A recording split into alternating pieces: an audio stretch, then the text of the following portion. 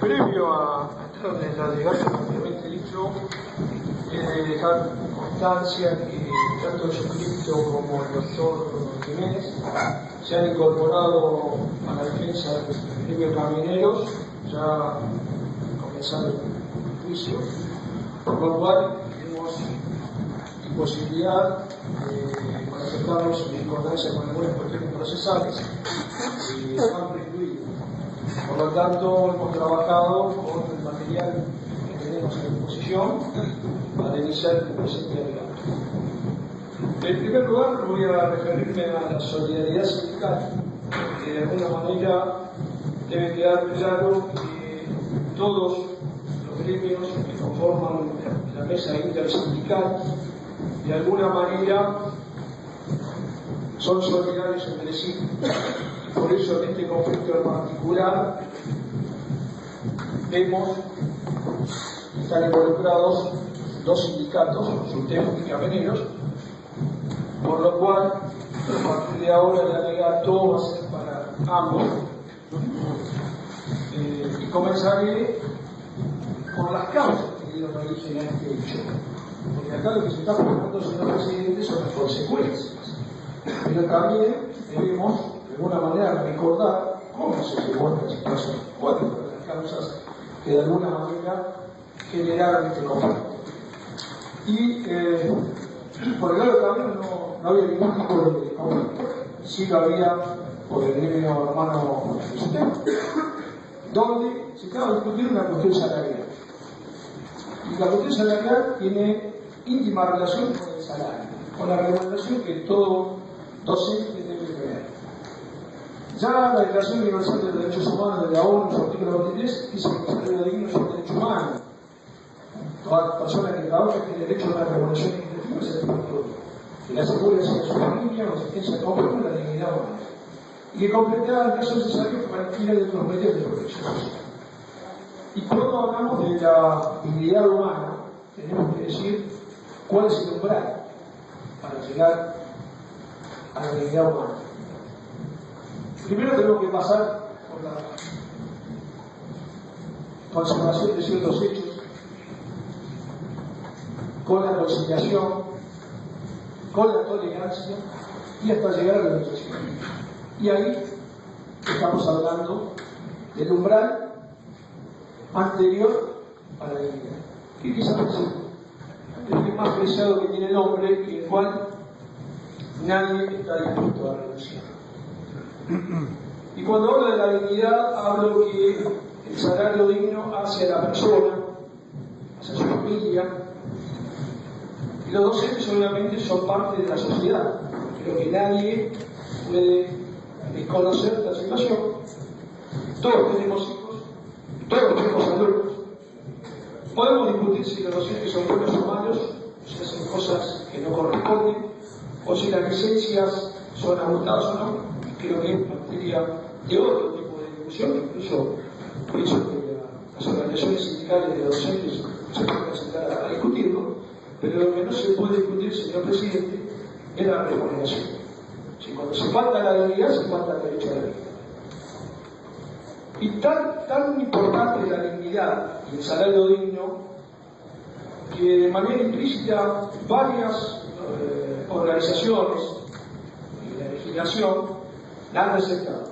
Así el artículo 3 de la Declaración Universal de Derechos Humanos, artículo 1 de la Declaración Americana de Derechos Humanos, artículo 6.1 del Pacto Internacional de Derechos Civiles y Políticos, artículo 4.1 de la Convención Americana de Derechos Humanos, artículo 2 del Convenio Europeo de Derechos Humanos, artículo 2 de la Declaración de los Derechos y Libertades Fundamentales del Parlamento Europeo, artículo 19 de la Carta Comunitaria de Derechos Sociales y Fundamentales de los Trabajadores, artículo 4 y 20 de la Carta Africana de los Derechos del Hombre y de los Niños. También se la puede ver implícitamente a través del reconocimiento ya previamente dicho del salario digno y las condiciones efectivas de trabajo en el artículo 23.1 de la Declaración Universal de Derechos Humanos, artículo 14 de la Declaración Americana de Derechos del Hombre, artículo 15 de la Carta Africana, artículo 7 del Pacto Internacional de Derechos Económicos, Sociales y Culturales, artículo 2 de la Carta Social Europea de 1961, artículo 7 de la Carta Comunitaria de Derechos Sociales y 13 de la Declaración de los Derechos y Libertades Fundamentales del Parlamento Europeo. análisis comparativo del salario justo lo vamos a ver que tenemos en todas las constituciones del continente americano. Me tomé el atrevimiento de ver todas las constituciones de América para saber que la Argentina no estaba sola en esto, y a modo de colofón voy a mencionar solamente el artículo 14 bis de la República Argentina, el artículo 7 de la Constitución de Bolivia, el 19 de la Constitución de Chile, el artículo 25 de Colombia, 56 de Costa Rica, 45 de Cuba, 35 de Ecuador, 123 de México, 57 de Nicaragua, 60 de Panamá, 86 de Paraguay, 24 del Perú, 8 de la República Dominicana, 54 de Uruguay y 91 de Venezuela, donde todos hablan de lo que es el salario digno y la dignidad. Y ahora voy a pasar a hablar de los convenios de las relaciones de trabajo, que ya el doctor Maxi me ha ido hablando con su locución, de tratar de completar lo dicho por él, referido a lo que ha dicho la Organización Internacional del Trabajo José Jiménez. Hay un convenio sobre relaciones de trabajo en la Administración Pública del año 1978, celebrado, que tiene como antecedentes primordiales el convenio sobre la libertad sindical y la protección de derechos de sindicación, el convenio sobre los derechos de sindicación y negociación colectiva de 1949, el convenio y la recomendación sobre la representante de los trabajadores de 1971 y el convenio sobre los derechos de sindicación y negociación colectiva de 1949, donde en particular habla de los campos de aplicación de los conflictos y cómo deben resolverse.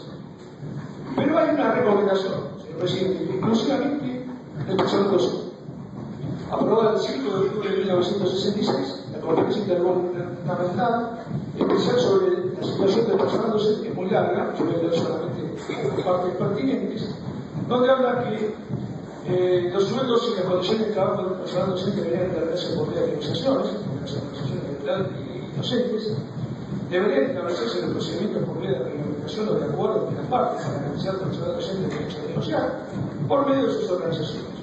Y el punto 84, más importante, debería instituirse un sistema paritario encargado de resolver los conflictos que puedan plantearse entre el personal docente y sus empleadores por causa de las condiciones de empleo. Una vez agotados los recursos y procedimientos establecidos con tal propósito, o en caso de que se rompan las negociaciones entre las partes, las organizaciones de educadores deberían tener derecho a tomar las medidas en las que normalmente disponen otras organizaciones para la defensa de sus legítimos intereses. Completa el artículo 123.1. Las escalas de retribución del personal docente deberían revisarse periódicamente para tener en cuenta factores tales como el aumento del costo de vida, la elevación del nivel de vida, consiguientes al aumento de la productividad o los movimientos ascendentes de carácter general que se producen en los sueldos y en los salarios. Y aquí voy a discrepar con el señor Carlos cuando dice que esta protesta fue equivocada, porque tenemos, obviamente, desde la defensa en conjunto, una apreciación totalmente distinta de lo que se entiende por criminalización de los. Aquí se jugaron consecuencias, pero no las causas de lo original. Como concepto, podríamos decir que la criminalización de la protesta es una estrategia política que presenta ante la sociedad a la lucha por los derechos sociales como delitos y a los sectores que las promueven como delincuentes. La protesta, señor presidente, por lograr conquistas populares a diferentes sectores populares es un derecho que no requiere permiso ni aceptación. Con la criminalización de la protesta, el Estado apunta a varios objetivos al mismo tiempo. Por un lado, frenar el conflicto social, acallando, disciplinando, atomizando y domesticando las disidencias. Es cierto y está reconocido constitucionalmente el derecho a la protesta. Y es mayoritaria la idea de la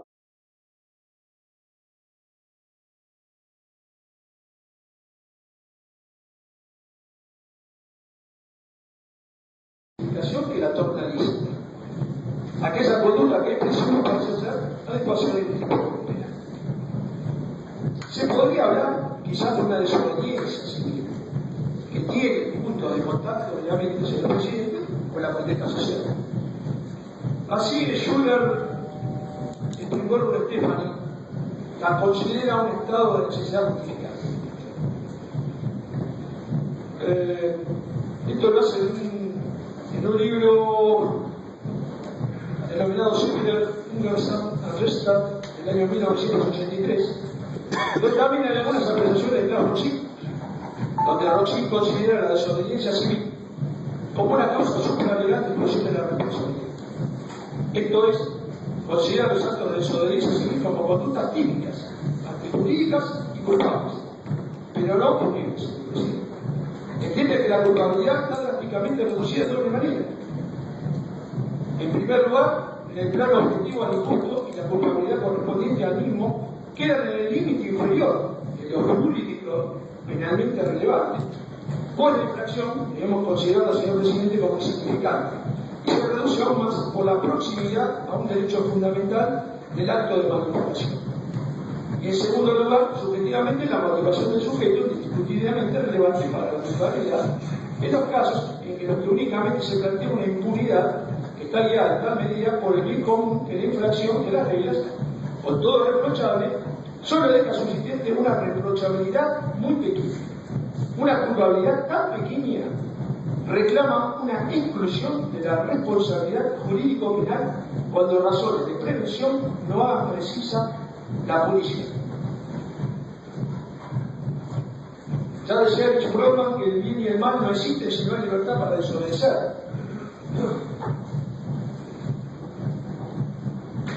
Y señor presidente, sabemos todos en esta sala que estamos en una gestión que tiene más vicios de político que de expresión. Y ya había dicho el maestro de Rodrigo que una cuestión política tiene resolución en el campo de la justicia. Y por eso me parece apropiado para este momento, señor presidente y señores vocales del tribunal, apelar a la doctrina de la cuestión política, aquella que nació en Gran Bretaña en 1500, cuando por primera vez la judicatura anglosajona dijo: las cuestiones de la monarquía, del ejecutivo, solo deben ser juzgadas por ellos mismos y no por el poder judicial. Obviamente, quien no más, Estados Unidos importa esta doctrina y la aplica ya hace 200 años. En 1801, la primera vez que se produjo, y son los antecedentes que yo voy a dejar planteados, la doctrina fue planteada por John Marshall en el caso de Jonathan Robin en 1801. Y Borges, que es uno de los seguidores de esta doctrina, dice que los tribunales niegan su propia jurisdicción para decidir sobre asuntos cuya resolución es competencia de otra rama. Podemos seguir citando, señor presidente, otros antecedentes norteamericanos, como el caso de Baker con Carr, 186, página 217, un ATT, compañía exportadora, un ATT 299, página 304, Paul Wetter con Carter, un ATT 996, página 44, Schneider versus Kissinger, un ATT 190, página 412, y el último, Guilherme, por eso Club de Internet, es el más novedoso, un ATT 1251-3 del año 2006. Por otra parte, señor presidente, cambiando un poco el eje del relato, ahora voy a manifestarme sobre las declaraciones que hizo la señora Fabiana Ríos y el señor Facio, referentes, y lo doy por comprobado, de que al momento de los hechos fatídicos había una remodelación en la casa de gobierno.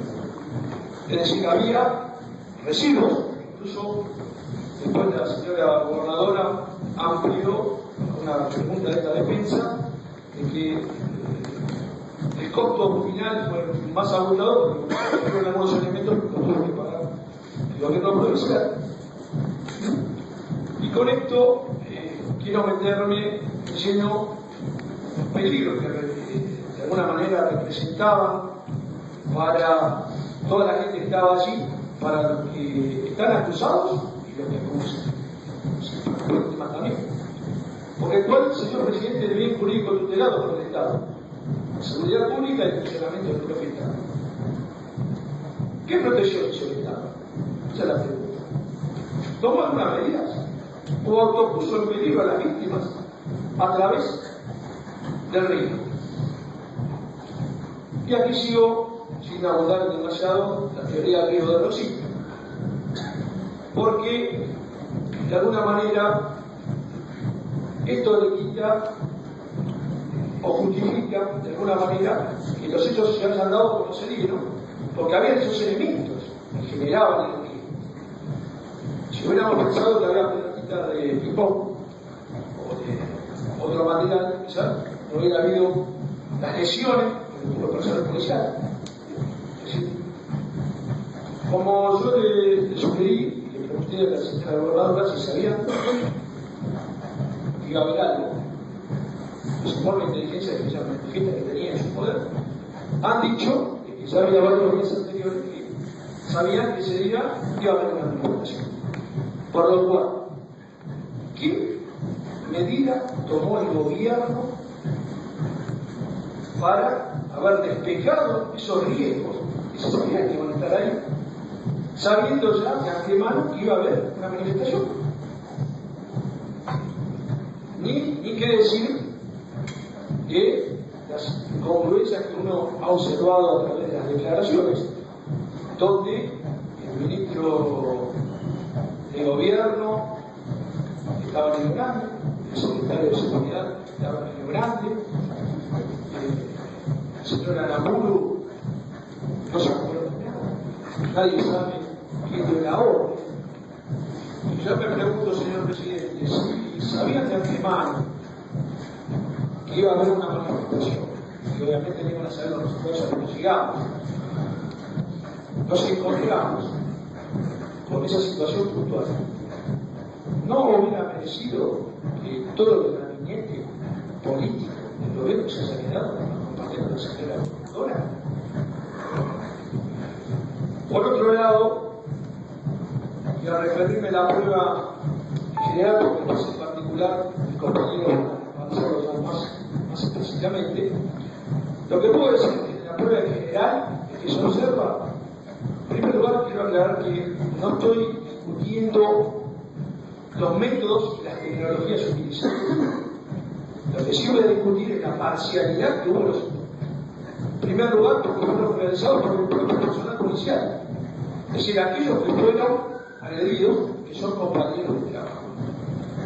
Si esto hubiera ocurrido en Buenos Aires, señor presidente, seguramente el juzgado de corrupción hubiera ordenado que esas querellas fueran hechas por otros miembros de seguridad.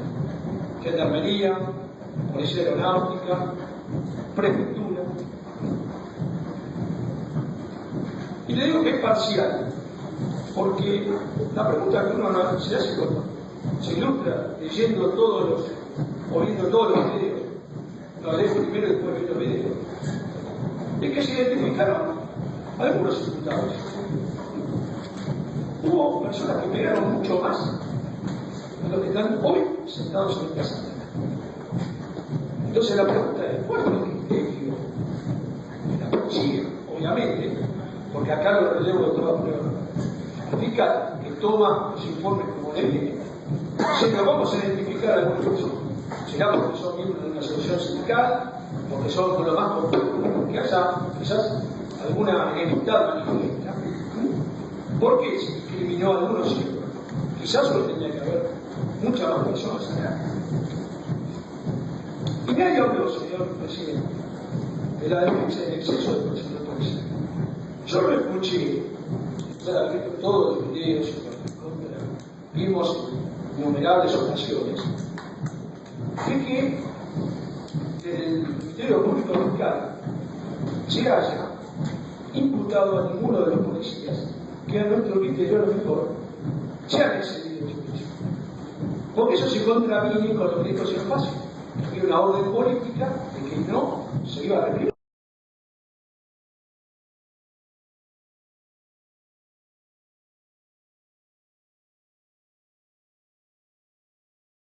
Repeliendo, puede haber iglesia. Y de hecho, en algunos casos lo hubo. Y ahí es donde hay una dicotomía que yo ya en su momento la he planteado con una declaración de José Brazanovich respecto al tema del ciclo de la modificación de la ley. Brazanovich es la única persona que dice esto es una tumba. Todos los demás que declaran dijeron de una modificación. ¿Qué se tiene por turno? Muchedumbre de gente con proceso de nada. Toda la Academia Española. Me parece, señor presidente, que sería faltarle al respeto a las organizaciones sindicales, decir que son la muchedumbre de gente con proceso. Son los sindicatos organizadores reconocidos por la Constitución Nacional. Fueron a manifestarse en un derecho constitucionalmente consagrado.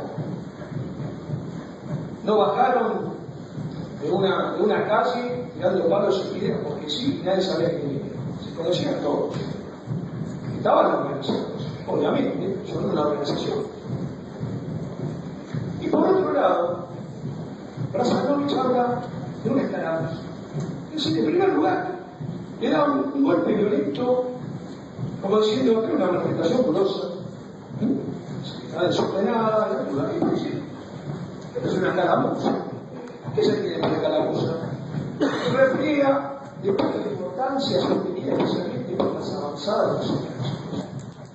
Línea de punta partida de la importancia. Más típica esta declaración, señor presidente, de un agente de fútbol. Entonces, lo que yo quiero, de alguna manera, señor presidente, dejar claro, que se trató de un breve intercambio de golpes violentos. No hubo algo adrede preparado ya para venir y resolver. Esto devino como devine cualquier cuestión y la tiene que resolverse en el momento. Y se dio porque se dio.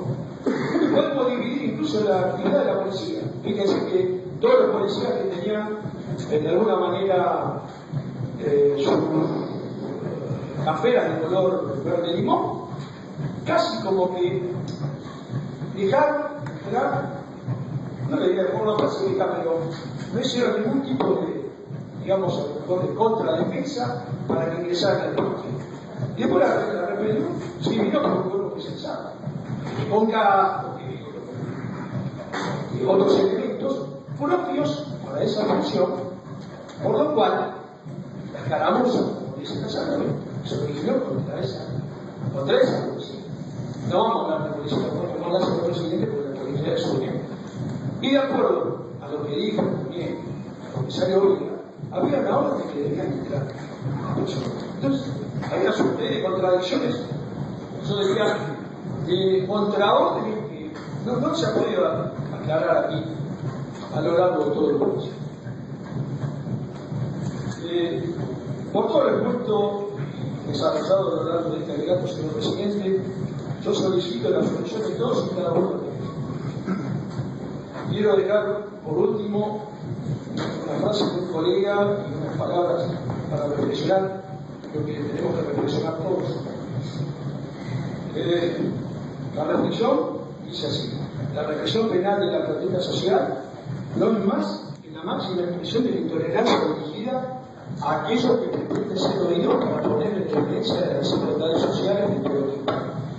La aplicación de la violencia estatal a los manifestantes no solo nos conduce por un sendero que generará seguramente más violencia e incomprensión, al tornarse delictivo aquello que, cuanto menos, se considera un derecho, sino que permite confirmar que efectivamente estos grupos son relegados por el resto de la sociedad y el Estado.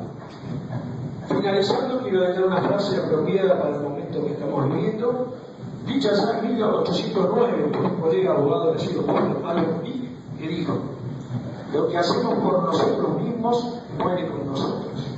Lo que hacemos por los demás y por el mundo permanece y es inmortal. Gracias, señor presidente.